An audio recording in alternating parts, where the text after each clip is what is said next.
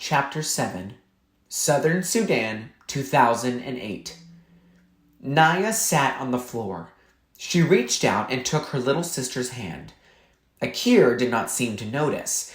She lay curled on her side, hardly moving, silent except for an occasional whimper. Her silence frightened Naya. Only 2 days earlier, Akir had complained noisily and at length about the pains in her stomach. Naya had been annoyed by all the whining. Now she felt guilty, for she could see that her sister no longer had enough strength to complain. Naya knew many people who suffered from the same illness.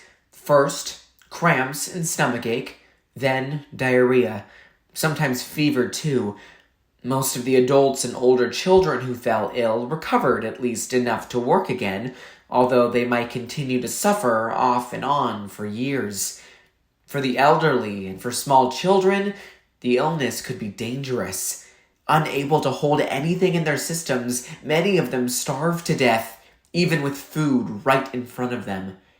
Naya's uncle, the chief of their village, knew of a medical clinic a few days' walk away.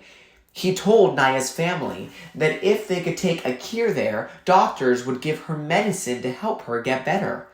But a trip like that would be very difficult for Akir. Should they stay at the camp and let her rest so she might heal on her own? Or should they begin the long, hard walk and hope they reached help in time? Southern Sudan, 1985. The walking began again. Salva shook with terror inside and out.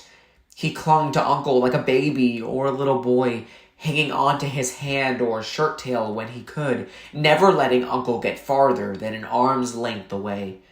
He looked around constantly. Every movement in the grass was a lion stalking, every stillness a lion waiting to spring. Mariel was gone, vanished into the night. He would never have wandered far away from the group on his own.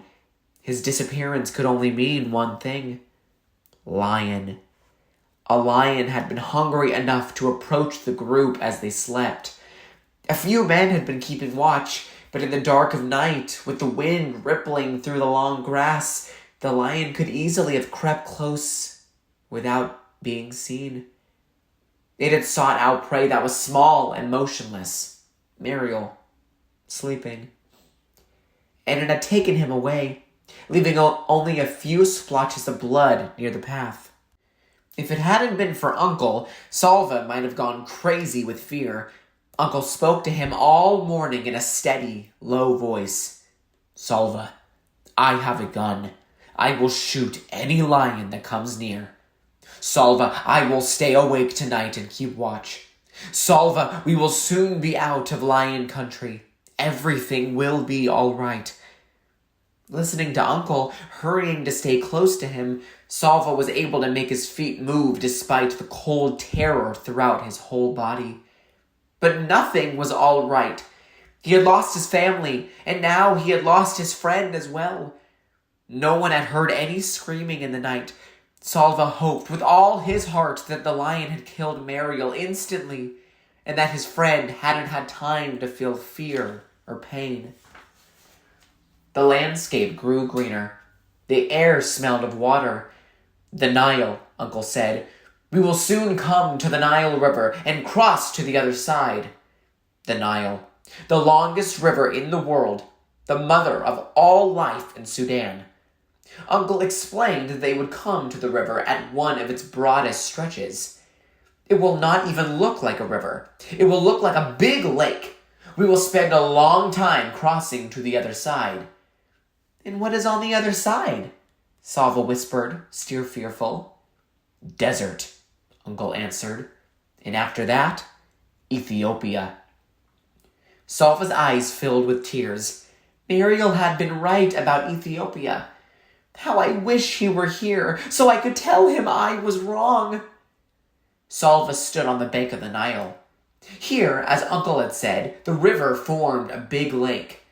The group would cross the Nile in boats, Uncle said. It would take a whole day to reach the islands in the middle of the lake, and another day to get to the far shore. Salva frowned. he saw no boats anywhere. Uncle smiled at Salva's puzzled expression. "What? You didn't bring your own boat?" he said. "Then I hope you are a good swimmer." Salva lowered his head. He knew that Uncle was teasing, but he felt so tired. Tired of worrying about his family. Tired of thinking about poor Mariel. Tired of walking and not knowing where they were going. The least Uncle could do was tell him the truth about the boats. Uncle put his arm around Salva's shoulders. "You'll see. We have a lot of work to do." Salva staggered forward with yet another enormous load of reeds in his arms. Everyone was busy. Some people were cutting down the tall papyrus grass by the water's edge. Others, like Salva, gathered up the cut stalks and took them to the boat builders. Among the group were a few people whose home villages had been near rivers or lakes. They knew how to tie the reeds together and weave them cleverly to form shallow canoes.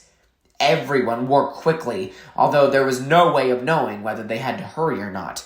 No way of knowing how near the war was. The fighting could be miles away, or a plane carrying bombs could fly overhead at any moment. It was hard work running back and forth between those cutting and those weaving, but Salva found that the work was helping him feel a little better.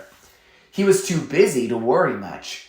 Doing something, even carrying big, awkward piles of slippery reeds, was better than doing nothing.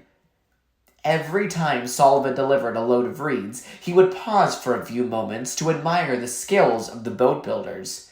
The long reeds were laid out in neat bunches. Each end of a bunch would be tied together tightly. Then, the bunch of reeds was pulled apart in the middle to form a hollow, and the two sides were tied all along their length to make a basic boat shape.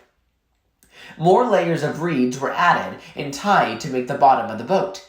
Salva watched, fascinated, as little by little the curve of a prow and low sides grew from the piles of reeds. It took 2 full days for the group to build enough canoes. Each canoe was tested. A few did not float well and had to be fixed.